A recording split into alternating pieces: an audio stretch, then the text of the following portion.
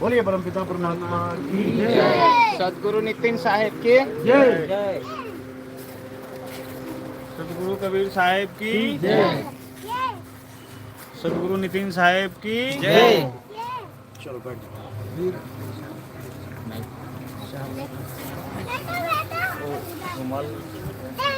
चालू रहते काही नाही करे लहान आहे माईक चालू दुर्गेश चालू कर माईक हाँ दुर्गेश दुर्गेश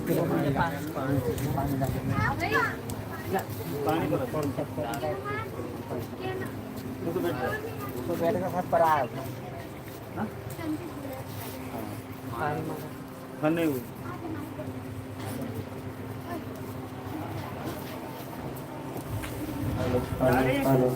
हेलो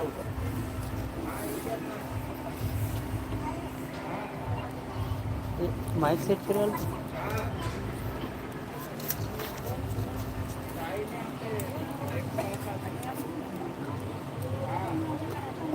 सतनाम सतनाम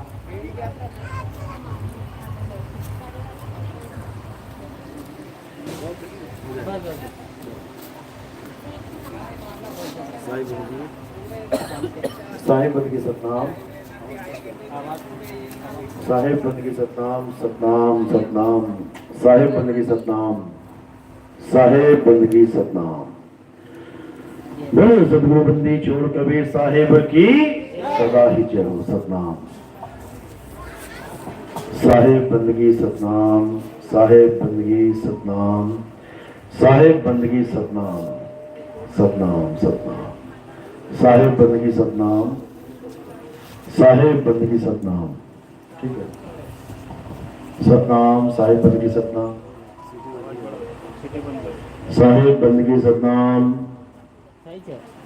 साहिब बंदगी सतनाम, सतनाम साहिब बंदगी।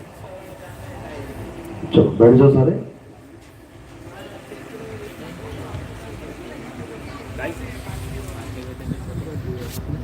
लिया ने अपने घर दिया ने साहिब बंदगी सतनाम।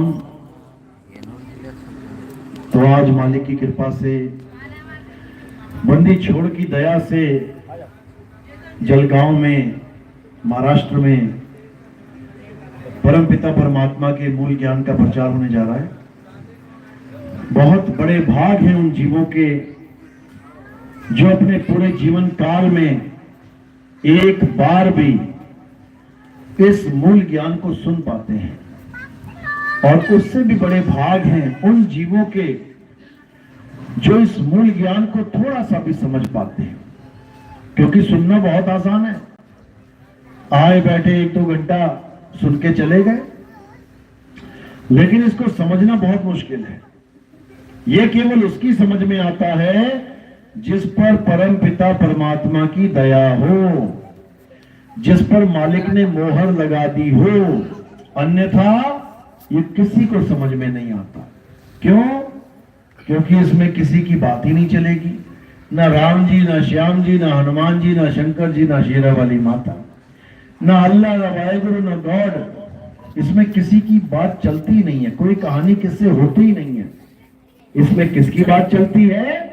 सत्य और असत्य है, बस 2 ही चीजें हैं इस संसार में। जानने योग्य केवल 2 ही चीजें हैं। अगर ये 2 चीजें जान ली तो समझ लो तुमने राम को भी जान लिया, श्याम को भी जान लिया, हनुमान को भी जान लिया, शेरा वाली माता को भी जान लिया, अल्लाह को जान लिया, वाहिगुरु को जान लिया, गॉड को, सबको जान लिया।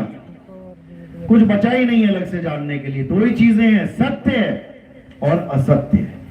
तो क्या बोलते हैं गीता में कि हे अर्जुन, तत्वदर्शी संतों ने इस दुनिया में केवल 2 प्रकार के तत्वों की व्याख्या की है। अध्याय 2 16वां श्लोक, जब पढ़ोगे तब समझ में आएगा। 2 प्रकार के तत्वों की व्याख्या की है किसने? तत्वदर्शी संतों ने। कौन कौन से? एक असत्य और एक सत्य, और कुछ नहीं। तो क्या करना है? असत्य को जानकर उसको त्याग देना है और सत्य को जानकर उसको अपना लेना है। बस दो ही चीजें करनी है। तो आज के सत्संग में यही सत्य और असत्य की पूरी जानकारी आपको मिलेगी। ध्यान से सुनना है, एक एक शब्द पे विचार करना है, उसके बाद मालिक की कृपा होगी, आपका विवेक जगेगा, फिर आप सत्य और असत्य को अच्छी तरह समझ पाओगे।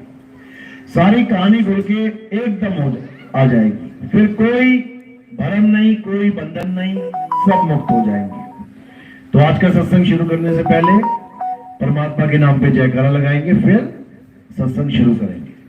बोलिए परमपिता परमात्मा की, सदगुरु बंदी छोड़ कबीर साहिब की, सभी संतों की, सभी भक्तों की, सदगुरु मदन पति साहिब की, सदगुरु राम सेवक साहिब की, सदगुरु जवाहर पति साहिब की, सदगुरु विराट पति साहिब की, कलीनापुर धाम की, सभी संतों की, सत्संग कराने वालों की, इनके माता पिता की, इनके बाल व्यापार की, गांव नगर बस्ती की, आज के आनंद की, सकल हंस को बंदगी साहेब बंदगी, सतनाम सतनाम। तो परमात्मा भी यही समझा रहे हैं कि जब तक तुम्हारे जीवन में सतनाम नहीं आ गया, सतनाम, एक कौन सा नाम है? असत्य नाम। क्योंकि दो ही चीजें हैं बस, सत्य और असत्य। सत्य और असत्य पढ़ लो, चाहे गुरु ग्रंथ साहब पढ़ लो, कोई भी ग्रंथ पढ़ लो, दो ही चीजें बताई गई हैं, एक असत्य और एक सत्य। अब असत्य क्या है, पहले ये समझना पड़ेगा। कहीं हम असत्य से तो नहीं जुड़ गए, कहीं हम पूजा पाठ तो कर रहे हैं लेकिन असत्य का तो नहीं कर डाला, सारी उम्र असत्य के साथ तो नहीं जुड़े रह गए। आज हमने विचार करना है, मीटर लगाना है। मीटर, लोग दूध बेचते हैं, कंपनियां क्या करती हैं? लैक्टोमीटर रखती हैं। लोग दूध बेचते हैं, अच्छी बात है, लेकिन लोग होशियार भी बहुत हैं, पानी मिला के बेचते हैं। वो 4 लीटर का 5 लीटर बना देते हैं पानी मिला के। कंपनियां उससे भी होशियार है, आजा बेटा। तो कंपनियां मीटर लगाती हैं, उस मीटर में जैसे ही दूध डालते हैं उसी वक्त पता लग जाता है कि फैट कितना है, पानी मिला है कि नहीं मिला है। मिला है तो भैया घर को ले जा, चाय बना और पी, और नहीं मिला है तो आजा दे दे हमें, हम इसमें दही मक्खन दूध सब घी निकाल लेंगे। तो जैसे कंपनियां होशियार हैं, उनको कोई ठग नहीं सकता, ऐसे ही तुमने भी होशियार होना है, तुमने भी होशियार हो जाना है ताकि तुम्हें कोई ठग ना जाए। कैसे होशियार होंगे? जब हम ये चीज जान लेंगे, क्या है असत्य और क्या है सत्य। तो पहले असत्य की डेफिनेशन समझ लो, असत्य की परिभाषा समझ लो। क्या कहते हैं? हे अर्जुन, अध्याय 2 16वां श्लोक। हे अर्जुन, इस दुनिया में 2 प्रकार के तत्व हैं, एक असत्य और एक सत्य। असत्य क्या है? जो जन्मता और मर जाता है, जो पैदा होता है और जिसका विनाश हो जाता है, वो असत्य है। क्या है असत्य? ये काया असत्य है। किसकी काया पैदा नहीं हुई और किसकी काया खत्म नहीं होगी? हाथ खड़ा करो जरा। सबकी काया पैदा हुई, सबकी खत्म हो जाएगी। तो काया सत्य है या असत्य? असत्य है, झूठ है। अब इस काया की अगर कोई पूजा करता है तो किसकी पूजा कर रहा है वो? सत्य की कि असत्य की? असत्य की। झूठ की पूजा कर रहा है। किसका शरीर असत्य है? मेरा या आपका? सबका।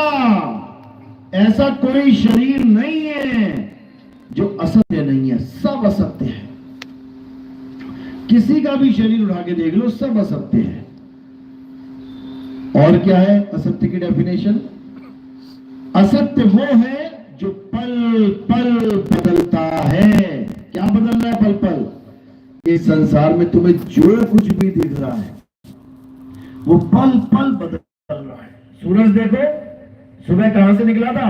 पल पल बदल रहा है, बदलता बदलता बदलता वो पूर्व से निकल के पश्चिम में ढल गया, बदल रहा है। चांद देखो, बदल रहा है, हवा देखो बदल रही है, आज पूरब में चल रही थी, कल पश्चिम को चल रही है। पानी देखो बदल रहा है, बहता जा रहा है, अपनी स्थिति बदलता जा रहा है, हर चीज बदल रही है, हर चीज चल रही है सिवाय एक के।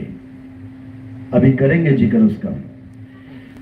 तो क्या है असत्य? जो पल पल बदले। देखो शरीर जब पैदा हुआ था इतना सा था, बढ़ता बढ़ता बढ़ता बदलता बदलता ये 6 फुट का हो गया। रोज बदल रहा है, रोज, लेकिन हमें पता ही नहीं लग रहा। रोज हम शीशा देख रहे हैं, शक्ल देख रहे हैं अपनी, और ये शक्ल रोज बदल रही है, लेकिन हमें पता ही नहीं लग रहा। हमें लगता है जैसी कल थी वैसी आज है। और देखते देखते देखते शीशा देखते देखते देखो बच्चे से बूढ़े हो गए, आज तक नहीं पकड़ पाए कि हाँ हम बदल रहे हैं। जब 10-10 साल की फोटो देखते हैं ना, ये मैं बचपन में था, ये 10 साल का था, ये 20 साल का था, ये 30, तब समझ में आता है अरे भाई मेरी फोटो है, ये मेरे इतने सारे शरीर हैं, एक इतना सा शरीर, एक इतना शरीर, एक इतना शरीर, एक इतना, सारे शरीर बदल रहे हैं, असत्य है। अब पीपल का पेड़, तुलसी का पेड़, ये बदल रहा है कि नहीं? आज छोटा सा लगाया, लगते लगते बड़ा हो रहा है, बदल रहा है, असत्य है। आज तुलसी हरी है, 4 दिन पानी में डाला, प्यासी प्यासी बेचारी खड़ी खड़ी सूख गई, पीली पड़ गई। सत्य है कि असत्य है? असत्य है। कोई भी जानवर जिसकी पूजा हो रही है, शंकर जी के सांप की, गणेश जी के चूहे की, नंदी की पूजा हो रही ना मंदिरों में, शंकर जी को भोग लगाया तो 2 लड्डू छोटा सा निकाल के हिस्सा सांप के भी लगा दिया, क्योंकि पत्थर का है, पत्थर का इसलिए पूज लिया। जो असली वाला निकला घर में तो क्या लड्डू खिलाया उसको, फिर लठ मचाया सिर पे उसके। नकली वाले चूहे के लड्डू खिला दिया, गणेश जी के 2 लड्डू लगाए मुंह में, एक थोड़ा सा उसके भी लगा दिया, पत्थर का है ना इसलिए। और जो असली वाला निकला घर में तो लड्डू में जहर लगा के निकला दिया उसको, मर जाके। नंदी के कान में बोलते हैं मुझे ये चाहिए, मुझे ये चाहिए, इच्छाएं बताते हैं। और जो नंदी अपनी इच्छा पूरी करने जाता है, तुम्हारे खेतों में गेहूं खाता है तो उठा के दे डंडा, दे डंडा। किसी को नहीं बख्शता ये इंसान। पत्थरों की पूजा करवा लो, पूरी इज्जत देगा, मान देगा, सम्मान देगा। और वही आइटम अगर जिंदा आ जाए घर में तो मार मार के सिर फोड़ देगा। ऐसा इंसान है ये। इसी को हमने धर्म समझ लिया। ये सब झूठ है, ये सब झूठ है, ये सब नाशवान तत्व हैं, असत्य हैं। और असत्य की क्या पहचान है? असत्य कभी एक रस नहीं रहता, वो कभी एक समान नहीं रहता, बदल जाता है। और सत्य क्या है? अब सत्य को समझिए। सत्य वो है जिसका कभी जन्म और कभी मरण नहीं होता है। सत्य को कोई पैदा नहीं कर सकता, सत्य का कोई नाश नहीं कर सकता। और सत्य की परिभाषा क्या है? सत्य सदा सदा एक रस रहता है, कभी नहीं बदलता, कभी नहीं। तो वो क्या है? जिसको कोई पैदा नहीं कर सकता, जिसको कोई मार नहीं सकता, जो शस्त्रों के द्वारा काटा नहीं जा सकता, अग्नि के द्वारा जलाया नहीं जा सकता, वायु के द्वारा सुखाया नहीं जा सकता, जल के द्वारा भिगोया नहीं जा सकता। क्या है वो? आत्मा। आत्मा का नाम सुना है सबने? हाथ खड़ा करो जरा, किसने आत्मा का नाम सुना है पूरे जीवन में? एक बार भी सुना हो? हाथ खड़ा करो। नहीं करोगे तब भी सुना है, मुझे पता है। सबने सुना है आत्मा का नाम। अपनी अपनी आत्मा लेके आए हो? नीचे तो नहीं छोड़ गई घर में किसी की? कहीं रह गई हो, कहीं तकिए वकिए के नीचे छुपा के रखी हो, लेना भूल गए? सब आत्मा लेके आए हो अपनी? पक्का है? श्योर है? हाथ लगा के चेक कर लो एक बार, शायद ना हो। अगर आत्मा ना हो ना, तुम चेक भी नहीं कर पाओगे। क्या हो जाएगा फिर? अगर आत्मा ने शरीर छोड़ दिया तो यही देरी हो जाएगी, यही 4 लोग उठा के ले जाएंगे शमशान घाट जलाने के लिए। तो आत्मा ही वो तत्व है जिसे सत्य तत्व कहा जाता है। आत्मा ही सत्य है, आत्मा के अलावा और कुछ सत्य नहीं है। सबका नाश होगा, A to Z सबका नाश होगा। तो क्या कह रहे हैं कृष्ण जी? अर्जुन, इस दुनिया में 2 प्रकार के तत्व है, एक असत्य और एक सत्य। तत्वदर्शियों ने सत्य की महिमा गाई है, सत्य की महिमा गाई है, असत्य की नहीं। यानी तत्वदर्शियों ने कभी शरीरों की महिमा नहीं गाई, लेकिन आज हमारे धर्म में केवल और केवल शरीरों की ही महिमा रह गई है। गणेश जी का शरीर पूज लो, राम जी का शरीर पूज लो, हनुमान जी का शरीर पूज लो, शंकर जी का शरीर, इसका शरीर तो छोड़ो और नीचे गिर गए। राम जी का पत्थर पूज लो, हनुमान जी का पत्थर पूज लो, विष्णु जी का पत्थर पूज लो, शनिदेव का पत्थर पूज लो, भैरवनाथ का पत्थर पूज लो। अब ये शरीर नहीं रहे, अब पत्थरों में डिवाइड हो गए और डाउन चले गए हम लोग। जबकि करना क्या था? सत्य को जानना था, आत्मा को जानना था। अध्याय 3 17वां श्लोक पढ़ो गीता खोल के। क्या कह रही है गीता? हे अर्जुन, जो इंसान अपनी आत्मा में रमण करते हैं, जो अपनी आत्मा में तृप्त हैं, जो अपनी आत्मा में संतुष्ट हैं, उनके लिए कोई धार्मिक कर्म कर्तव्य लागू ही नहीं होता।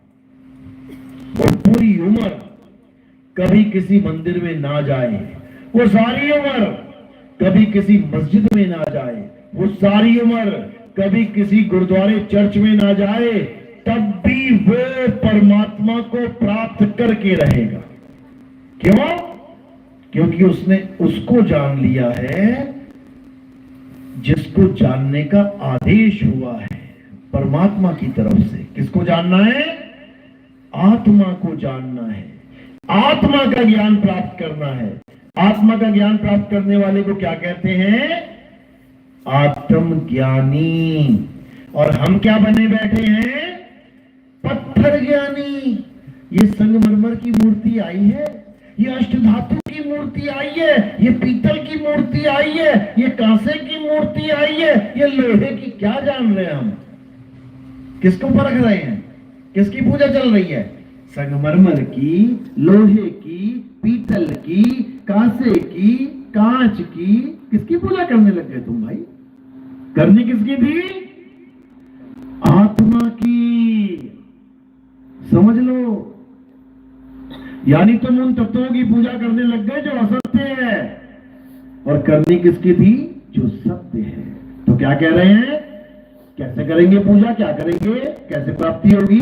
अध्याय 4 34वां श्लोक। हे अर्जुन, अगर तुम सत्य को प्राप्त करना चाहते हो, अगर तुम आत्मा को जानना चाहते हो, तो क्या करो? मंदिर मस्जिद गुरुद्वारे जाओ? बिल्कुल नहीं। हवन यज्ञ करो? बिल्कुल नहीं। किसी पहाड़ की परिक्रमा करो? वो वृंदावन वाले कर रहे हैं परिक्रमा, सारी सारी उम्र परिक्रमाएं करते रह जाते हैं।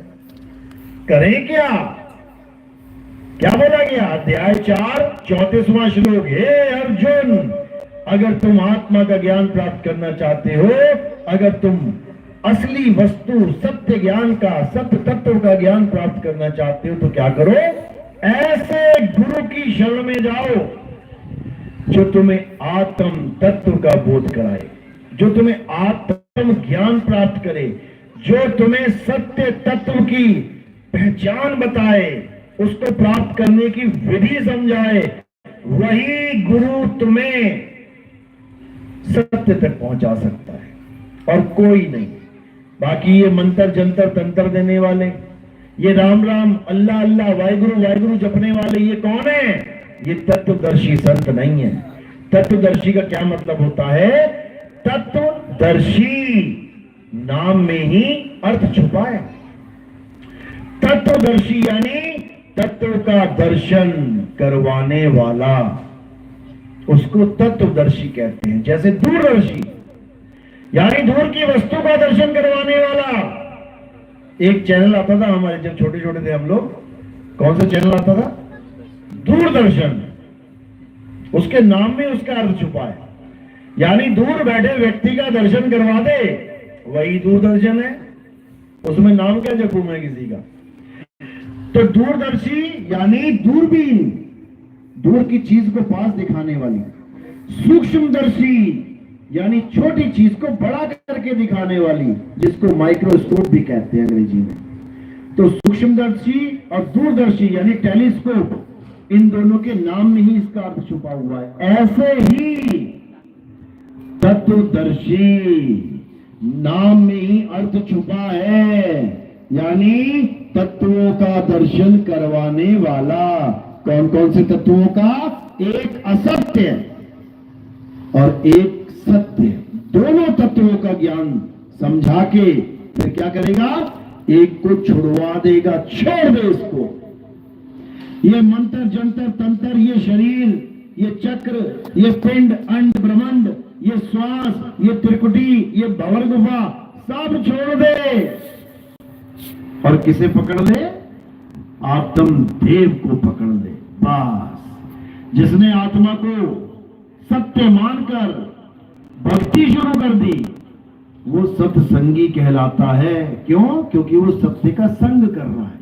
और जो आत्मा को छोड़ के किसी भी मंत्र का जाप कर रहा है वो जपी कहलाता है। जपी, चाहे वो राम राम जप रहा है, चाहे वो राधे राधे राधे जप रहा है, चाहे वो अल्लाह अल्लाह जप रहा है, वाहिगुरु वाहिगुरु जप रहा है, वो जपी है, तत्वदर्शी नहीं है। तो कृष्ण जी ने किसी जपी की महिमा नहीं गाई है। गीता में किसकी महिमा गाई है? तत्वदर्शी संत की। और वो तत्वदर्शी क्या बताएगा तुम्हें? मंत्र देगा क्या? बिल्कुल नहीं। तत्वदर्शी तुम्हें सत्य तत्व अर्थात आत्मा का ज्ञान देगा। तुम आत्मज्ञानी बनोगे उसकी शरण में आके। इसी को कबीर साहब समझा रहे हैं।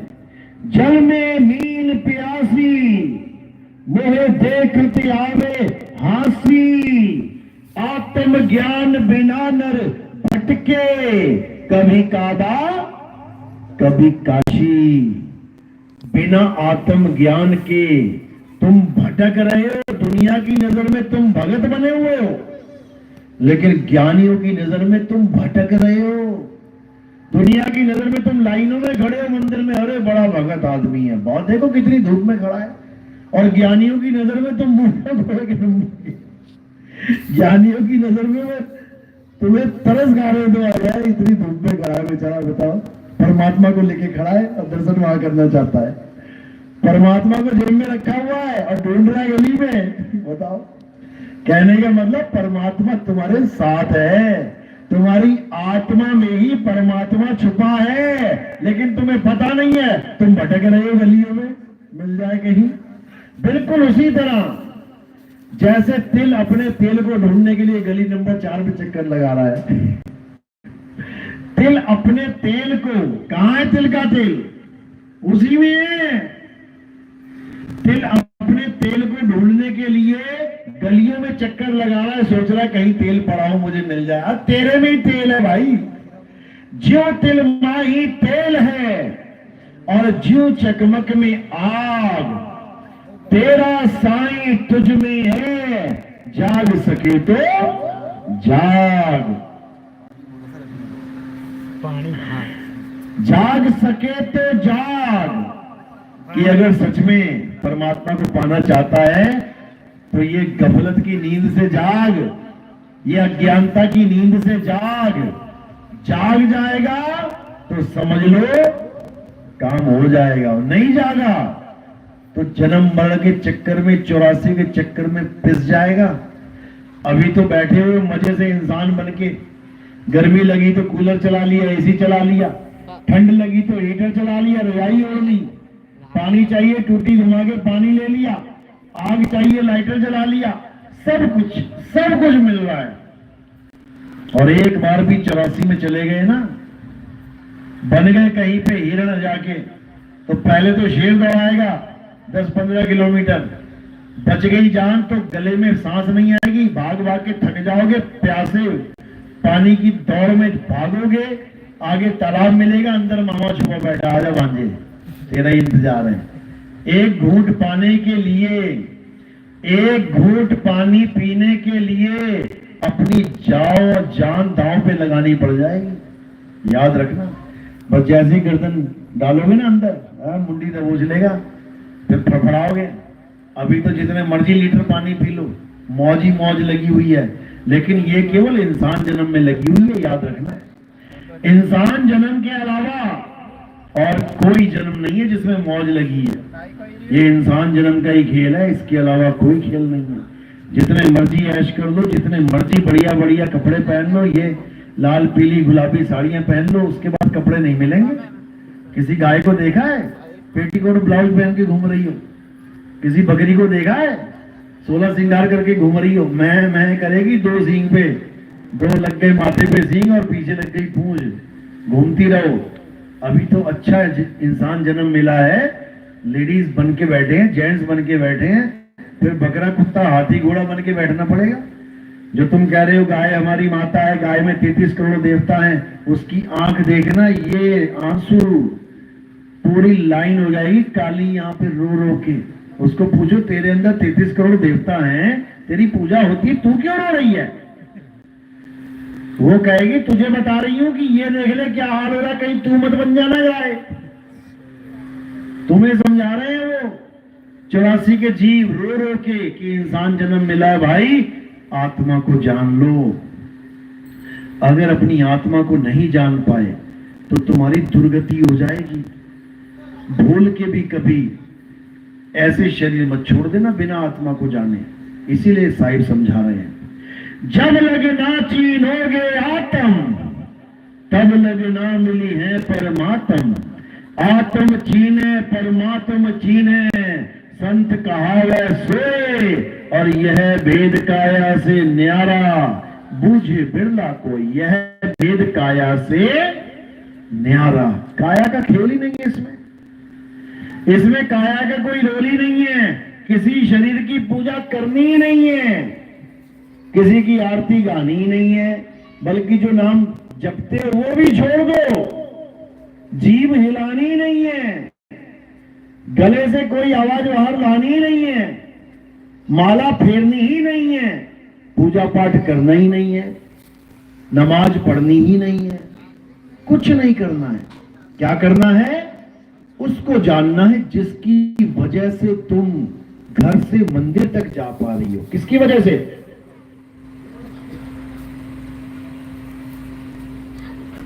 डीजल की वजह से, पेट्रोल की वजह से? किसकी वजह से चल रही हो तुम? क्या डलता है गाड़ी में, डीजल या पेट्रोल? किसकी वजह से चल रहे हैं हम? आत्मा की वजह से। तुम आत्मा की वजह से अपने घर से मंदिर तक, अपने घर से मस्जिद तक, अपने घर से गुरुद्वारे तक, अपने घर से चर्च तक जा पा रही हो। तुम्हारी आत्मा की वजह से तुम चल पा रही हो। लेकिन भगवान किसको मान रही हो? वो जो पत्थर पड़ा हुआ है, जो चल नहीं सकता, उसको गिरा दो, मैं टेढ़ा कर दो, उसको कहो भगवान जी उठ जाओ, उठ नहीं सकता। समझो, तुम गिर गई, अभी 2 मिनट में उठ जाओगी, और भगवान गिर गए, कहेंगे उठा ले भाई उठा ले, वो ना उठ पाएंगे। कारण क्या है? आत्मा। तुम्हारे पास आत्मा है, उस पत्थर के पास आत्मा नहीं है, जिसको तुम आत्मा समझ के, परमात्मा समझ के पूज रहे हो।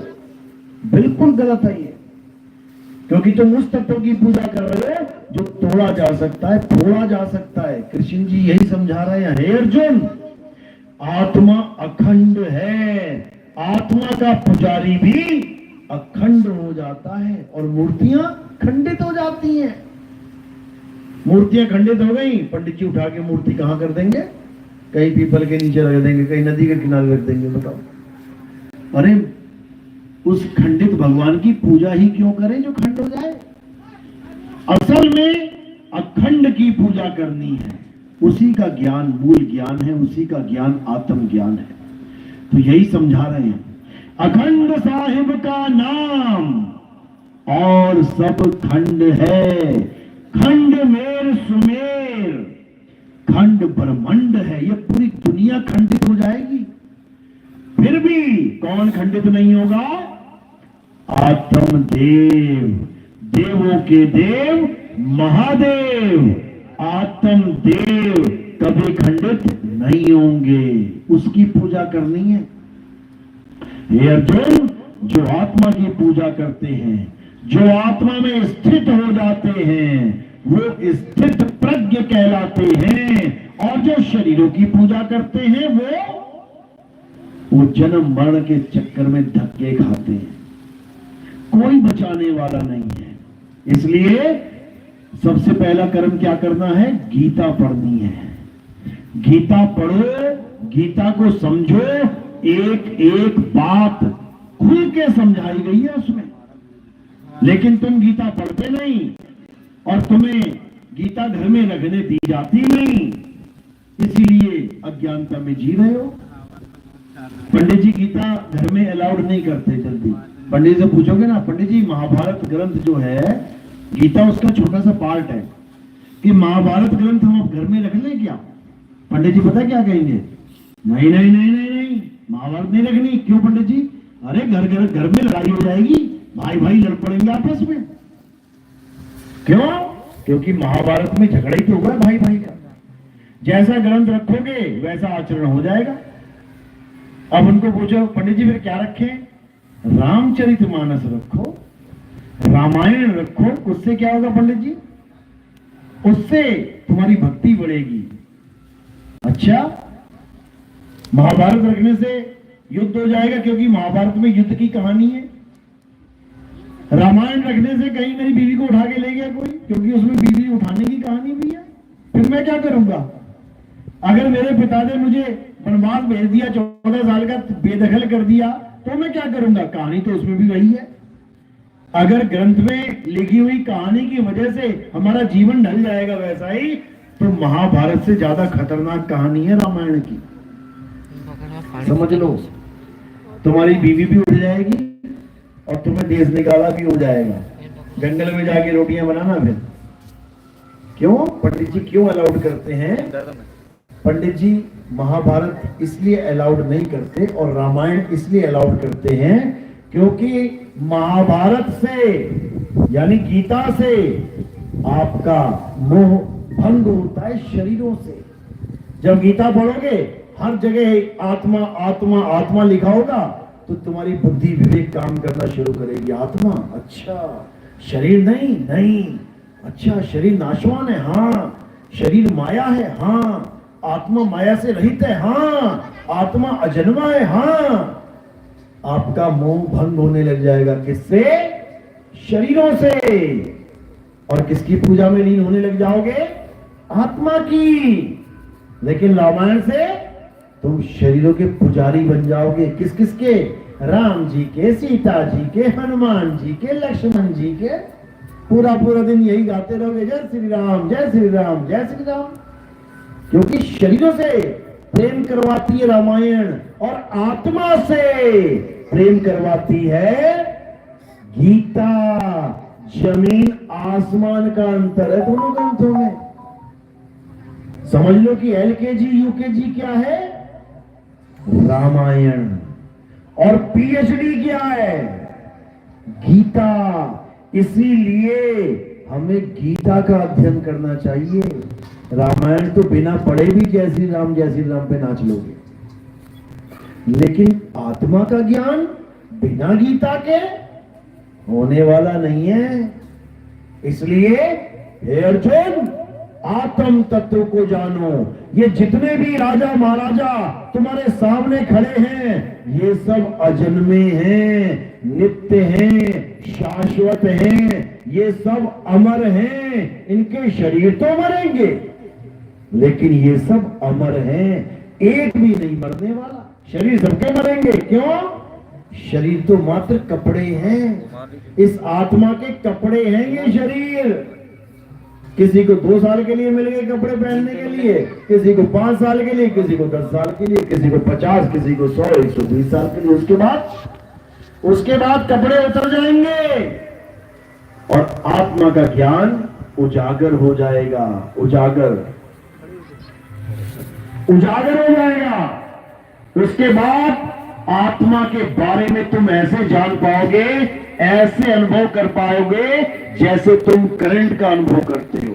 सारी दुनिया में तुम हर चीज को हाथ लगा लो, हर चीज को, और आखिर में करंट को हाथ लगा के देख लेना।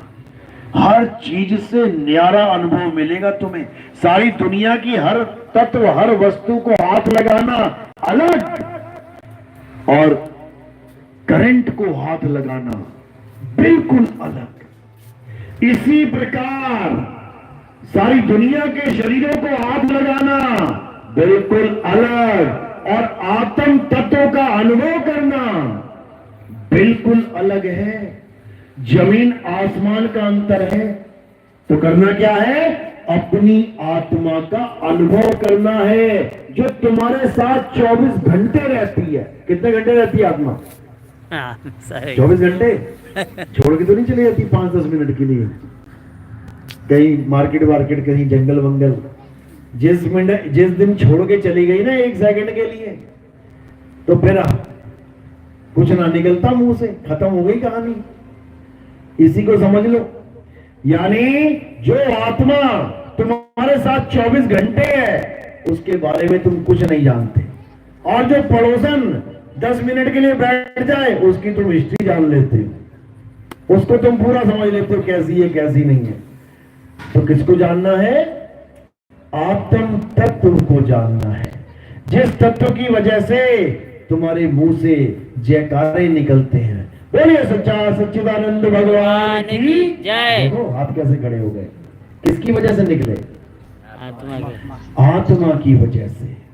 सच्चिदानंद भगवान की जय। आत्मा की, आत्मा ना होती मैं बोलता सच्चिदानंद भगवान की जय। ये तो आत्मा है ना, तो हाथ खड़े करती। आत्मा ना होती तो क्या करते? पड़े होते। जय बोल चाहे लय बोल, हमने क्या लेना? समझो, पड़े होते। जैसे एक मुर्दा पड़ा है, हिंदू का मुर्दा, मुसलमान का मुर्दा, सिख का मुर्दा, ईसाई का मुर्दा, और तुम सारी उम्र बोलते रहो अल्लाह अकबर, बोलो अल्लाह अकबर, बोलो जय श्री राम, बोलो सत श्री अकाल। बोलेगा क्या कोई? अरे आत्मा की वजह से बोल रहा है, और आत्मा को ही नहीं जान रहा है। समझ में नहीं आती कहानी। भगवान के लिए लड़ रहा है, हिंदू मुसलमान लड़ रहे हैं आपस में। किसके लिए? एक भगवान राम के लिए, एक मुसलमान अल्लाह के लिए। और लड़ किसकी वजह से रहे हैं? आत्मा की वजह से। सोचो, जिस आत्मा की वजह से सबके जयकारे लगा पा रहा है, उसकी वजह से लड़ रहा है। और अल्लाह राम छुपा कहां है? उसी की आत्मा में छुपा हुआ है, उसी की आत्मा में छुपा हुआ है। इसीलिए वो कभी वापस बाहर नहीं आता।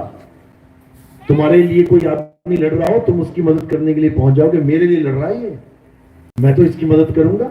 अभी हिंदू मुसलमान लड़ने लगे तो क्या होगा? किसी ने काट दिया, किसी ने मार दिया, लाशें बिछी हुई हैं। ना अल्लाह आया ना राम आया देखने के लिए कि मेरे बच्चों का क्या हाल है। कौन आएगा वहां देखने के लिए? कौन आएगा मदद करने के लिए? एम्बुलेंस आएगी करती हुई। ना राम आया ना अल्लाह आया, उठा के लेके जाएगी हॉस्पिटल। ना अल्लाह को तरस आया ना राम को तरस आया कि तेरे नाम के पीछे लड़ रहे हैं, तू पहुंचा दे हॉस्पिटल। कोई ना पहुंचाता, बल्कि वो तो कह रहा है लड़ ले और मर ले जा। मैं ना फिक्र करता तेरी। क्यों? क्योंकि उसको इससे मतलब ही नहीं है कि कौन मेरे लिए लड़ रहा है कौन नहीं लड़ रहा, उसको मतलब ही नहीं है। दिक्कत ये है। तो राम कहां छुपा है? अल्लाह कहां छुपा है? हमारी आत्मा के अंदर। और क्या करना पड़ेगा? अपनी आत्मा को जानना पड़ेगा। इसीलिए कृष्ण जी ने पूरी गीता आत्मा के ऊपर बोल दी है। पढ़ो उसको, हर श्लोक तुम्हें आत्मा के ज्ञान की तरफ लेके जाएगा।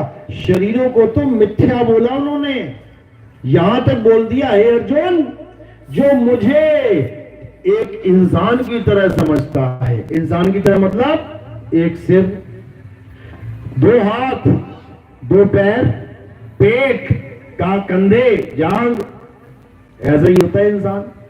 हे अर्जुन, जो मुझे इंसान समझता है, यानी आदमी रूप में समझता है, वो मुझे कभी नहीं समझ सकता। क्यों? क्योंकि मैं आदमी, औरत, नपुंसक ये नहीं हूं। मैं कोई शरीर नहीं हूं, मैं शरीरों के अंग नहीं हूं। मैं क्या हूं? मैं आत्मा हूं। मुझे जानने के लिए तुम्हें अपनी आत्मा का अनुभव करना पड़ेगा, तब तुम जान पाओगे कि मैं हूं क्या। नहीं तो तुम खुद को भी शरीर और मुझे भी शरीर मानते ये जन्म बर्बाद करके चले जाओगे। हम शरीर नहीं है, शरीर तो हम छोड़ देंगे यहाँ पे मिट्टी में मिलने के लिए, आग में जलने के लिए। हम आत्मा हैं, समझ लो। लोग कहते भी हैं मेरी मां मुझे छोड़ के चली गई, और लेटी तो है, कहां चली गई? पहले पूरी जाती थी शरीर के साथ बाजार में, तब कहते थे मेरी माँ बाजार गई है। क्यों? आत्मा और शरीर दोनों गए हुए हैं, तब कहते थे मेरी माँ बाजार गई है। आज शरीर यहाँ पड़ा हुआ है और फिर भी कह रहे हैं माँ छोड़ के चली गई। लेटी तो है, ये कौन है फिर? आज तक तो इसी को माँ समझते थे, 70 किलो की माँ। अब 70 किलो की माँ लेटी हुई है, अब कह रहे मेरी माँ छोड़ के चली गई। अरे 70 किलो तो यहाँ पड़ा, छोड़ के कौन गया? आत्मा। तो माँ कौन है, आत्मा या शरीर? जो चली गई वो है माँ, जो पड़ा हुआ है वो क्या है? पिंजरा। क्या है वो? उपमा। उपमा पड़ा हुआ है, यानी कि ढेरी पड़ी है, मिट्टी की ढेरी, आटे की ढेरी, समझो। जो खाने वाली थी ना वो उपमा, वो चली गई और ये पड़ा हुआ उपमा। तो इसी को समझना है, यानी आत्मा ही माँ, आत्मा ही पिता, आत्मा ही भाई बंधु सखा है, शरीर नहीं है। ना माँ शरीर है, ना पिता शरीर है, ना भाई शरीर है, ना बच्चे शरीर हैं, ना हमारा कोई गुरु शरीर है। समझ लो, हम में से कोई भी शरीर नहीं है। जैसे लाल पीले कपड़े, पीले हरे पहन के बैठे हैं, हम में से कपड़ा कौन है बताओ जरा? हम में से कपड़ा कौन है? अरे कपड़े तो हमने पहन रखे हैं, हम कपड़े थोड़ी नहीं है। हमने कपड़े पहन रखे, दुकानों से खरीद खरीद के पहन लिए, हम कपड़ा थोड़ी नहीं हो गए। इसी प्रकार हमने शरीर भी पहन रखे हैं। कहां से खरीदे ये शरीर? कपड़े तो दुकानों से खरीद लिए, शरीर कहां से खरीदे? कहां मिले शरीर हमें? किसी गली में पड़े हुए थे क्या? उठा के पहन लिए। ये शरीर कहां से लेके आए हम लोग? कहां से? माँ के गर्भ से लेके आए हैं। सोचो कहां मिलते हैं ये शरीर, जाके कहां जाना पड़ जाता है शरीर लेने के लिए? माँ के गर्भ में घुसना पड़ जाता है। तो इसी को कुंभी नरक बोला गया, यानी तो इसी को कुंभी नरक बोला गया, यानी कि कुंभ की तरह एक नरक। कुंभ का मतलब क्या होता है? इलाहाबाद वाला कुंभ नहीं कि तुम्हें इलाहाबाद वाला, प्रयागराज वाला कुंभ नजर आ रहा है। कुंभ का मतलब होता है घड़ा। किसी माँ का पेट देखोगे गर्भवती का तो कैसा दिखेगा? घड़े की तरह। उस घड़े में कौन बैठा हुआ है? उल्टा लटका हुआ, उसमें कौन? जीव उल्टे लटके पड़े हैं। इसी को कुंभी नरक बोला जाता है। इसी में वो त्राहिमाम त्राहिमाम करता है, इसी में उसकी हालत खराब होती है। परमात्मा से अरदास करता है, हे भगवान एक बार निकाल लो, बस एक बार निकाल लो, 24 घंटे तेरा नाम लूंगा मैं, एक बार निकाल लो। और बस एक ही बार निकालते हैं, फिर भूल जाता है जगदीश को। कहता है निकल, वो है ना, सुना ना, एक आदमी चढ़ जाता है खजूर तोड़ने के लिए, चढ़ जाता है, चढ़ता जाता है, बहुत टॉप पे पहुंच जाता है, खजूर जेब में डालता है, नीचे देखता है तो हालत खराब हो जाती है। कहता है हे भगवान ये कहां आ गया मैं? डर के मारे बेचारे की हालत खराब हो जाती है। 400 फुट लंबा खजूर।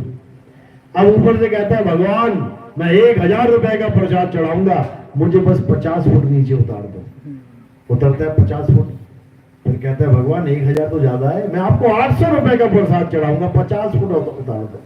50 फुट और उतर जाता है। कहता है भगवान 800 भी ज्यादा है, 500 का प्रसाद चढ़ाऊंगा मैं, 100 फुट और उतार दो। तो 400 में 200 फुट उतर जाता है। करते करते करते जब 10 फुट रहता है, कहता है भगवान अब तो 10 फुट रह गया, छोड़ अब क्या करना, अब तो मैं उतर ही जाऊंगा, रहने दे, काहे का प्रसाद चढ़ाऊं मैं। तो ये इंसान की फितरत है, एक बार निकाल दो मुसीबत में बोलता है, और जब बाहर आ जाता है तो कहता है कौन भगवान, कैसा भगवान, हम ना मानते भगवान होता है। अभी नहीं मान रहा बेटा, जब गर्भ में फंस जाएगा ना जाके, फिर तेरा बाप भी मानेगा कि कुछ ना कुछ तो है। तो उसी को जानना है, जो कुछ ना कुछ है उसी को जानना है। वो कौन है? वो आत्म देव है, जो तुम्हारी रक्षा करता है, गर्भ में भी रक्षा करता है। कैसे करता है पता है? तुम्हारी सूरत को खींच के चुंबक की तरह लगा लेता है अपने साथ, और 9 महीने तुम्हारे बिता देता है गर्भ के अंदर, बिना तुम्हें कष्ट हुए 9 महीने जठर अग्नि में पड़े रहते हो। इतनी हालत खराब होती है वहां पे, लेकिन मालिक दया करते हैं, और दया ऐसी करते हैं कि उसके बाद जब तुम बाहर निकलते हो उसको भूल जाता है। इसलिए बोला है गर्भवास में भक्ति कबूला, और बाहर आके उसको भूला, बाहर आके उसको भूल जाता है। समझना है और कुछ नहीं करना है। क्या करना है? उस आत्म तत्व को जानो जो राम जी को चला रहा है, जो श्याम जी को चला रहा है, जो हनुमान जी को चला रहा है, जिसके बिना कोई देवी देवता नहीं चल सकता, जिसके बिना कोई हिंदू मुस्लिम सिख ईसाई नहीं चल सकता, जिसके बिना कोई संतरी मंत्री नहीं चल सकता, उसके बिना कोई चले ही नहीं सकता। उसको जान लो, वो आत्म तत्व है। उसी को जानना परमात्मा को जानना कहलाता है। इसीलिए संतों ने बोला आत्मा सो परमात्मा। जो आत्मा को जान लेगा, जीव आत्मा की बात नहीं कर रहा, जीव तो धक्के खा रहा है। ये शुद्ध आत्मा, शुद्ध चैतन्य स्वरूप की बात चल रही है। जो शुद्ध आत्मा को जान लेता है वही परमात्मा को जान लेता है। उसमें और परमात्मा में तत्व ज्ञान के आधार से कोई भेद नहीं रह जाता, नहीं रह जाता। जैसे कुएं का पानी आप एक मटका भर के ले आओ, अब जो कुएं का पानी है वही पानी तुम्हारे मटके में है। तत्व ज्ञान में कोई भेद नहीं रह जाता, याद रखो, समझ लो इस बात को। तत्व ज्ञान में तत्व की महिमा गाई जाती है। और कौन से तत्व की? सत तत्व की, यानी आत्मा की। आत्मा कहां है? हम सब में विराजमान है। सब घट मेरा साइया, सुनी सेज न कोई, और बलिहारी व घट की जिस घट पर घट होए। वो ज्ञान जहां प्रकट हो जाते, कहते बलिहार जाते हैं उस इंसान को जहां आत्म ज्ञान प्रकट हो गया। क्या बात है, बहुत सुंदर। तो क्या करना है? अपनी काया से हटके अपनी आत्मा का ध्यान करना है। काया में क्या क्या बैठा है अच्छे से समझ लेना। काया में गणेश जी बैठे हैं, काया में महेश जी बैठे हैं, काया में ब्रह्मा जी बैठे हैं, काया में शेरा वाली माता दुर्गा बैठी है, और काया में ही अलख निरंजन बैठा है। ये पांचों 6 बैठे हुए हैं। 5 कौन है? निरंजन और माया, और 3 गुण। छठा कौन है? गणेश जी। कहां बैठे हैं? मूल द्वार पे, मूल चक्र पे गणेश जी का वास है। उनका क्या काम है? जो तुमने पूरा दिन खाया पिया वो सुबह बाहर करवा देना, निकालो इसको बाहर, यानी मल त्याग करना, गंदगी निकालना, ये गणेश जी का काम है। इसीलिए पहली पूजा गणेश जी की जाती है। सुबह उठ के क्या करते हो? सबसे पहला काम, सब भागे जाते हैं लोटा उठा के, यानी सबसे पहले प्रथमे गणेश मनाऊं और पूजू और न देवा। सबसे पहले गणेश जी को मनाना है। गणेश जी का नाम आप देखोगे और उनका काम देखोगे, मैचिंग है। उनका काम क्या है? मल त्याग करवाना। इसीलिए गोबर का गणेश बना के पूजे जाते हैं। गोबर का गणेश, सोने का गणेश नहीं, गोबर का। क्यों? उनका काम ही यही है। उसके बाद कौन बैठा है गणेश जी के ऊपर? ब्रह्मा जी बैठे हैं। उनका क्या काम है? सृष्टि में बीज डालना, यानी पैदावार करना। कहां बैठे हैं गणेश जी? कहां बैठे हैं? हमारे मूल चक्र पे। आप देखोगे बॉडी, इंटरनेट पे सर्च करोगे मिल जाएगा, 7 चक्र लिख देना तो हमारी बॉडी के 7 चक्र आ जाएंगे। सबसे नीचे वाला चक्र गणेश जी का चक्र, उसके ऊपर जहां हमारा लिंग है, लिंग स्थान है, वहां पर ब्रह्मा जी का चक्र। वो क्या कर रहे हैं? वो इस दुनिया में सृष्टि के लिए बीज डाल रहे हैं। कहां डालते हैं बीज? गर्भ में डालते हैं, मां के गर्भ में बीज डालते हैं, उससे सृष्टि बनती है। उससे ऊपर देखोगे नाभि में ये कौन बैठा है? विष्णु जी बैठे हैं। इनका क्या काम है? जो ब्रह्मा जी ने गर्भ में बीज डाल दिया है, यानी गर्भ में जो बच्चा आ गया है, अब उसको खाना पीना देना है। कैसे देंगे? नाभि के द्वारा एक पाइप लगा देते हैं बच्चे की नाभि में एक पाइप जोड़ देते हैं, माँ के द्वारा कनेक्टेड कर देते हैं। माँ जो खाती है, जो पीती है, सांस लेती है, वो सब उस पाइप के द्वारा बच्चे तक पहुंचाया जाता है। यानी सृष्टि की पैदावार तो हो गई, अब पालना चल रही है। पैदा कौन करता है? ब्रह्मा। पालन कौन कर रहा है? विष्णु जी। संहार कौन करेगा? शंकर जी। वो कहां बैठे? और ऊपर आ जाओ नाभि से, हृदय चक्र में। आप दिल में, यहां दिल में कान लगा के देखना तो तो शंकर जी का डमरू बज रहा होगा, डम डम डम डम डम डम। ये दिल की जो धड़कन है, ये शंकर जी का डमरू चल रहा है। और जब तुम्हारा किसी से पंगा हो जाता है तो तांडव चलता है, डम डम डम डम डम डम डम डम। देखना कभी धड़कन अपनी, जब तुम्हारे गुस्सा हो जाए, क्रोधित हो जाओ, लड़ो झगड़ो, फिर ये 220 की स्पीड में भागता है, 440 भी हो सकता है, तब अटैक आ जाएगा, समझ लो। तो शंकर जी का क्या काम है? शंकर जी का काम है सृष्टि का संहार करना। जब तक तुम्हारा डमरू बज रहा है तब तक तुम्हें डेथ सर्टिफिकेट नहीं मिल सकता। चाहे सारे अंग काम करना बंद हो जाए, कोमा में चले जाओ, लेकिन ये डमरू बज रहा है ना, डम डम डम डम, सर्टिफिकेट नहीं देगा डॉक्टर। क्यों? क्योंकि शंकर जी ने अपना कार्य किया ही नहीं पूरा। कैसे जला दे तुम्हें, कैसे दफना दे तुम्हें? शंकर जी का क्या कार्य है? सृष्टि का संहार करना, यानी इस काया को खत्म करना। अब शंकर जी से ऊपर कौन बैठा है? आदि शक्ति, शेरा वाली माँ कहां बैठी है? कंठ में बैठी है, कंठ कमल में। इसका क्या काम है? इसका काम है हुक्म देना। ये देखो, पानी लाओ, खाना लाओ, ये लाओ, वो लाओ। ये कौन बोल रहा है? ये कंठ में बैठी हुई महारानी बोल रही है। और किसका हुक्म सुन के बोल रही है? उसके पति का। वो कौन है? ये बैठा है यहाँ पे चौधरी, मन। ये जो कहता है ना, ये बोल नहीं सकता। तुम्हारा मन कुछ बोल नहीं सकता, किसी को मन की आवाज नहीं सुनाई दे। ये पता नहीं मन में क्या सोच रहा है, काश मुझे सुनाई दे जाता। क्योंकि मन में तुम कुछ भी सोच लो, बोल नहीं सकता ये मन। बोलने की ड्यूटी किसकी लगी है? घरवाली की। समझ लो, बाहर कोई आया, अरे भैया कोई है? घरवाली को कह दे है नहीं। अरे वो घर पे नहीं है, खुद नहीं बोलेगा, घरवाली को कहेगा तू कह दे ऐसे, हाँ कह देगी वो। इसी प्रकार इस दुनिया में सारे हुक्म कौन दे रही है? ये कंठ पे बैठी हुई। कहते ना, कंठ पे कौन बैठी है? शारदा बैठी हुई है। कंठ करो परवेज, वो पहले से ही परवेज है, बस उसी को समझना। वो किसको हुक्म देती है? वो ब्रह्मा विष्णु महेश को हुक्म देती है। आप नेट पे भी सर्च करोगे ना, ब्रह्मा विष्णु महेश को किसने पैदा किया, बस इतना लिख देना, तुम्हें पूरी स्टोरी समझ में आ जाएगी। कहाँ की स्टोरी मिलेगी तुम्हें? तुम्हें श्रीमद् देवी भागवत महापुराण, हमारे ग्रंथ हैं, उसमें तुम्हें सब समझ में आ जाएगा अगर तुमने पढ़ लिया तो, या देख लिया यूट्यूब में, कि कैसे ब्रह्मा विष्णु महेश को पैदा किया जाता है। क्यों? सृष्टि बनाने के लिए, सृष्टि चलाने के लिए, सृष्टि संहार करने के लिए। नहीं तो ब्रह्मा विष्णु महेश को पैदा करने की जरूरत ही नहीं है इस दुनिया में। समझ लो, तुम्हारी दुकान पे नौकर है, क्यों है? क्योंकि तुमने दुकान डाल दी। तुमने दुकान ही नहीं डाली, अब नौकर क्या करेगा वहां पे? तो ब्रह्मा विष्णु महेश एक कार्यकर्ता है। किसके? इस सृष्टि के कार्यकर्ता हैं। बनाते हैं, पालते हैं, बिगाड़ते हैं, ये उनका काम है। और सृष्टि नहीं है तो उनका कोई काम ही नहीं है। समझ लो, हम कार्यकर्ता को परमात्मा मान के बैठ गए, बस गलती इतनी सी है और कुछ नहीं है।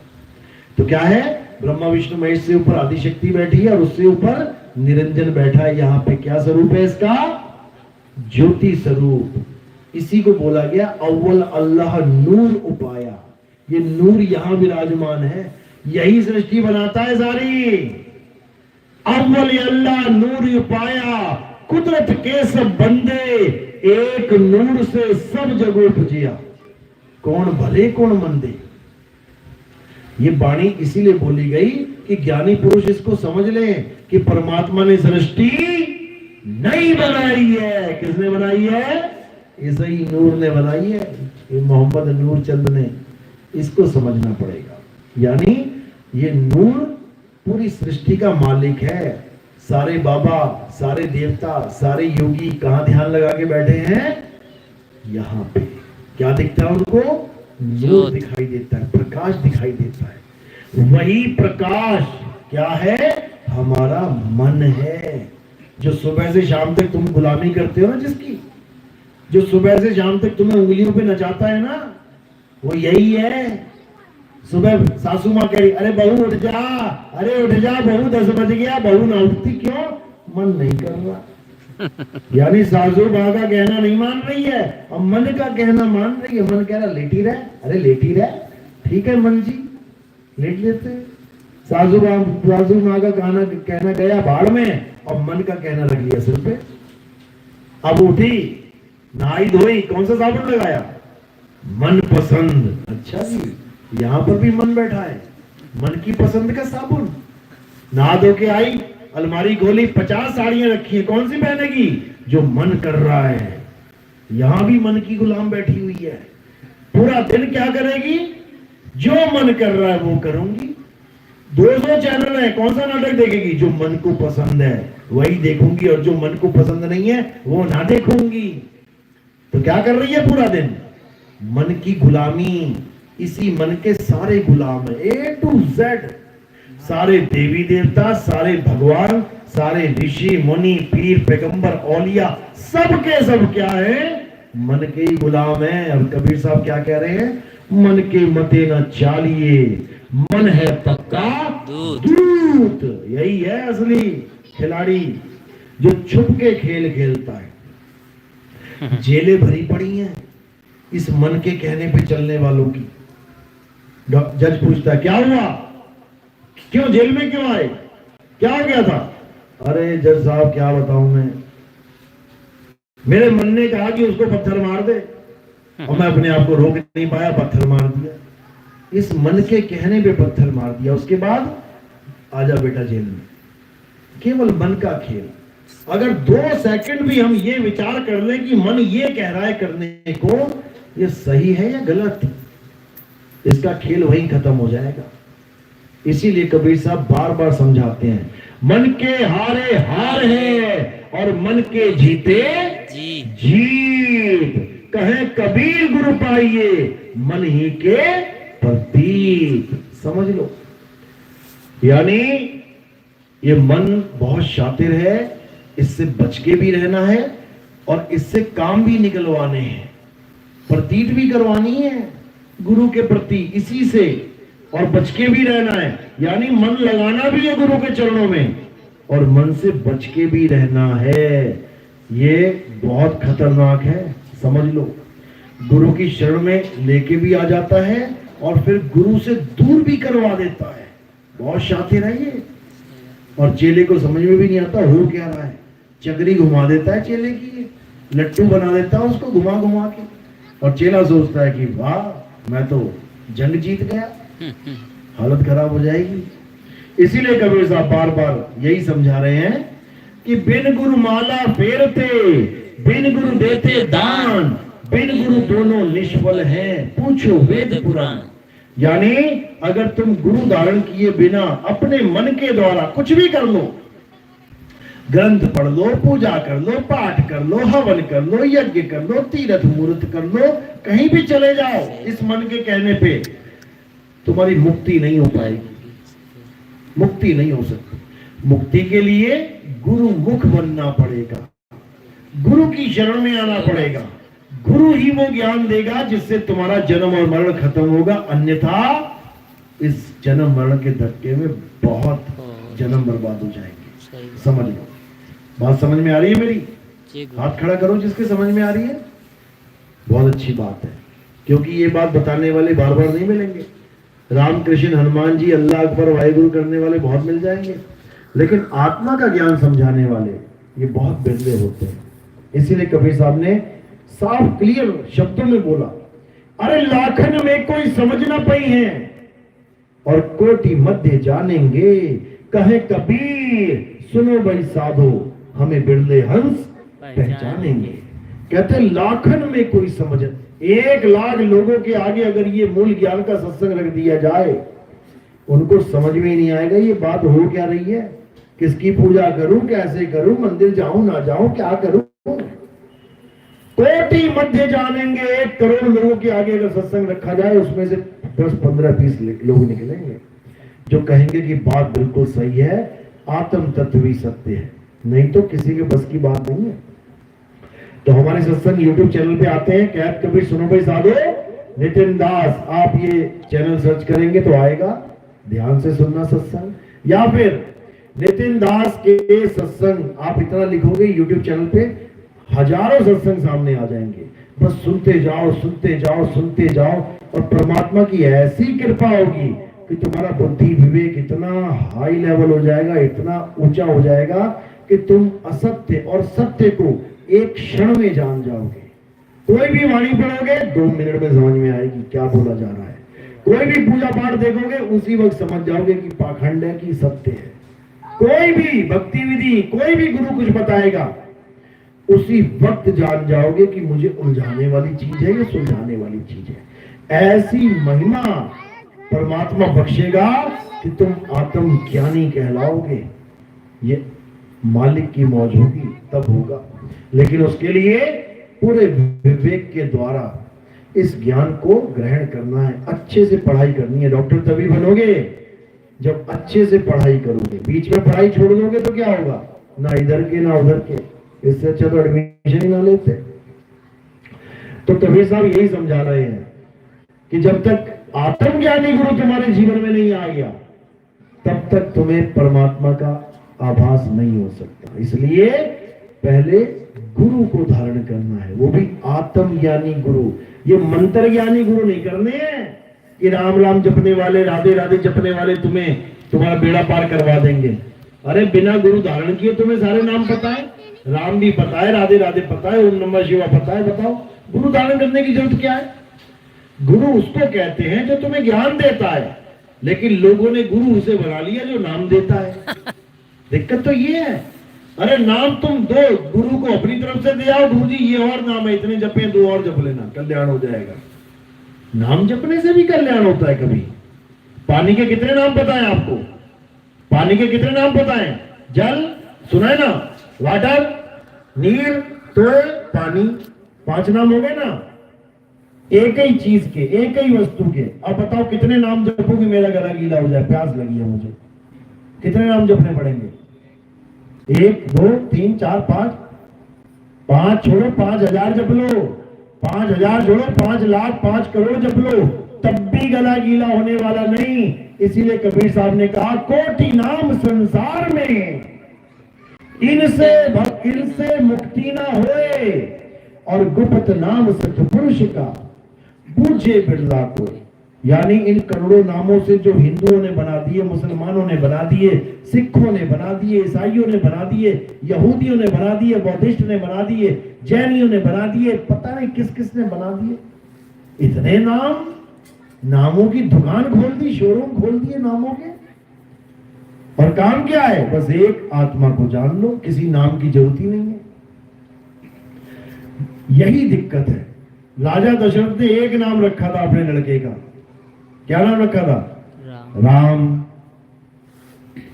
अभी नेट पे सर्च करो भगवान राम के 108 नाम। ये किसने बना दिए भाई? बाप बेटे का नाम रखता है, समझ में आता है? तुम कब से राम जी के बाप बन गए कि तुम नाम पे नाम, नाम पे नाम रखते जा रहे हो? बताओ। अरे नाम कौन रखता है? कोई बच्चा पैदा हुआ कौन रखेगा? उसके माँ बाप रखेंगे नाम। तुम नाम रखने वाले कौन हो गए? हनुमान जी का एक नाम रखा, उनके माता पिता ने हनुमान।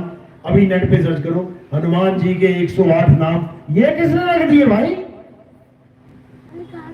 ये कौन रखता जा रहा है? ये इंसान की करामात है। ये इंसान नाम पे नाम, नाम पे नाम, नाम पे नाम रखता चला जा रहा है। और जिसको ढूंढना उसको ढूंढ नहीं रहा, जो पानी पीना है वो पी नहीं रहा, पानी के नाम रखता जा रहा, जल, वाटर, नीर, तोय, पानी, फलाना ढिकाना। इसको खत्म करना है और अपनी आत्मा को जानना है। चलो, तो आज का सत्संग यही समाप्त करते हैं। अब आरती का समय है। आरती कैसे करते हैं समझ लो। हमारे यहाँ किसी काया की आरती नहीं होती। हमारे यहाँ किसी पत्थर की, कैलेंडर की, फोटो की, निर्जीव वस्तु की आरती नहीं होती। हमारे यहाँ किसकी आरती होती है? आत्म देव की आरती होती है। हमारे यहाँ गुरुदेव की आरती होती है। तो कैसे करते हैं आरती आत्मा की? ये थोड़े से फूल उठाने हैं आपने, ये मेरे सिर के ऊपर रख देना है। जैसे सिर के ऊपर रखोगे ये कहां चले गए? ये काया से परे चले गए। ये काया से परे उस आत्म देव के चरणों में समर्पित हो गए। ये काया का खेल नहीं है। तो क्या करना है? फूलों को मेरे सिर के ऊपर रखना है, और कोई प्रचार प्रसार में योगदान करना चाहेगा, कोई सेवा में प्रचार में कुछ देना चाहेगा, तो वो चरणों में रखना है। ये आश्रम का नियम है। फूल सिर पे और सेवा चरणों में। सेवा क्यों करनी चाहिए ये भी समझ लो, और ये सेवा करने का लाभ क्या है ये भी समझ लो। हमारा जो जीवन है इंसान जन्म है, ये कितनी बार मिलता है? 84 लाख के बाद एक बार। केवल हमें ही नहीं, इस संसार में जितने भी आदमी हैं, जितने भी मनुष्य हैं, सबको केवल एक मौका मिलता है 1,84 भुगतने के बाद। यानी सांप, बिच्छू, मच्छर, मक्खी, तितली, कीड़े मकोड़े, हाथी, घोड़ा, बकरा, ये सब बनने के बाद एक बार इंसान जन्म मिला है। और सबसे ज्यादा माया जाल में कौन फंसा है? इंसान ही फंसा है। तो इस सेवा से क्या होगा? इस सेवा से लोगों तक इस मूल ज्ञान को पहुंचाने का कार्य किया जाएगा, ताकि जहां जो बैठा है वहां उसके बैठे बैठे उसके पास ये ज्ञान पहुंच जाए। सही बात। गीता के माध्यम से, पैम्फलेट्स के माध्यम से, टीवी में हमारे 2 चैनलों पे प्रसारण आता है, उसके माध्यम से हम लोगों तक दिन रात दिए चल गए चलते हुए पहुंचते हैं। उसमें जो खर्चा होता है उसमें यूज होता है। यानी जनता का पैसा जनता में ही लगाना हमारा धर्म है। हमने अपने लिए भी कोई आश्रम, कोई ऐसा कोई मंदिर ये नहीं बनाया, और ना ही बनाएंगे, क्योंकि हजारों लाखों आश्रम बने पड़े हैं, हजारों लाखों मंदिर बने पड़े। और कितने बनाओगे भाई? और कितने बनाओगे? कोई कहता है मैं भव्य मंदिर बनाऊंगा, 10 साल बाद उसका भी कोई बाप आ जाएगा, मैं महाभव्य मंदिर बनाऊंगा। उसके बाद फिर उसका भी कोई दादा आ जाएगा। यानी ऐसी अंधी दौड़ लग चुकी है भगवान के नाम पे। अरे भाई, भगवान ने अगर मंदिर ही बनाने होते तो तुम्हारे पैदा होने से पहले मंदिर ही मंदिर हो जाते। यहाँ पे इतने मंदिर बना लेता भगवान कि तुम गिनते गिनते थक जाते। और बात रही भव्य मंदिर की, तो हनुमान जी अगर भव्य मंदिर बनाने पे आ जाते ना, जो एक हाथ पे पूरा पहाड़ उठा सकते हैं, सोचो मंदिर इतना बड़ा बना लेते, ये आसमान तक छूता मंदिर। लेकिन उन्होंने प्रभु राम का मंदिर नहीं बनाया। सोचो, जो परम भगत है प्रभु राम के, वो मंदिर बना के नहीं गए, तुम कौन हो मंदिर बनाने वाला? समझ लो। और वो भी मंदिर कैसे बनाया जाता है? दान चंदा ले लेके। हमने सुना था जो गरीब होता है, जो गांव में सबसे बड़ा गरीब होता है, सबसे ज्यादा, उसका घर बनाने के लिए दान चंदा इकट्ठा करके घर बनाया जाता है। सुना है हमने, आपने भी सुना होगा। गरीबों की शादियां होती है लड़कियों की, दान चंदा ले लेके होती है। अरे भगवान कब से गरीब हो गया भाई? तो भगवान का घर तुम दान चंदा मांग के बना रहे हो? जो सारी दुनिया बना दे, सूरज चांद सितारे बना दे, उसका मकान, उसका मंदिर तुम दान के पैसों से बनाओगे? क्या बात है? भगवान को भिखारी बना दिया तुमने। भगवान को किसी मंदिर की जरूरत नहीं है, क्योंकि वो पहले से तुम्हारे मंदिर में बैठा है। मंदिर का मतलब क्या होता है? मंदिर का जब तुम संधि विच्छेद करोगे तो क्या है? मन के अंदर, जिसको कहते हैं मंदिर। मंदिर से ही बन गया मंदिर। वो तो तुम्हारे मन में बैठा है। हनुमान जी को पूछा राम कहाँ है, तो हनुमान जी ने छाती चीर के दिखा दी, देख अंदर बैठा है। उनका वाला बैठा है इसलिए वो महान है, तुम्हारा वाला पता नहीं कहाँ बैठा है। ताला लगा के चलाया था पंडित जी, तुम कहते अरे यार दर्शन ही नहीं हो पा रहे। यहाँ करने हैं दर्शन, यहाँ बैठा है वो। कैसे करोगे? जब तुम्हारे जीवन में आत्म ज्ञानी गुरु आएगा। तो मालिक से अरदास करेंगे कि जल्दी से जल्दी सबकी आंखें खुले, सब भरम जाल से बाहर निकले और गीता का अध्ययन जरूर करें। हमारी गीता छपी हुई है, आपको बांटी जाएगी सत्संग के बाद। जरूर पढ़ना है आपने। गीता पढ़ ली तो समझ लो कि तुम्हें 99% अपने ही धर्म का ज्ञान समझ में आ जाएगा। जो हमारा धर्म है वो कौन सा धर्म है? सत्य सनातन धर्म है हमारा। लेकिन तुम सत्य सनातन धर्म को अपना ही नहीं पा रहे हो। क्यों? पत्थरों से फुर्सत नहीं है तुम्हें? पत्थर पूजना सत्य सनातन धर्म नहीं है, वो शुरुआत है, बच्चों का ज्ञान है। लेकिन अंत क्या है ज्ञान का? आत्म ज्ञान। तो मालिक से अरदास करेंगे कि सबकी आंखें खुले, सब सत्संग से जुड़े। बोलिए परमपिता परमात्मा की जय। सारी बंदगी सतनाम। आरती लगा लो। जय आरती सतनाम की कीजिए। आरती सतनाम की कीजिए। सतनाम मतलब आत्मदेव। आत्मदेव का नाम ही सतनाम है। सतनाम सतनाम।